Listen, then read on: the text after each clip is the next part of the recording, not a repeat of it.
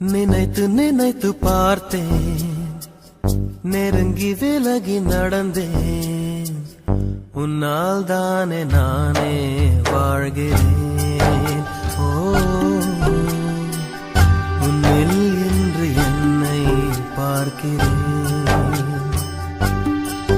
எடுத்து படித்து முடிக்கும் முன்னே எரியும் கடிதம் எதற்கு பெண்ணே?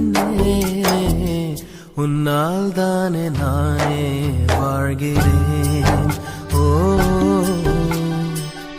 உன்னில் இன்று என்னை பார்க்கிறேன்.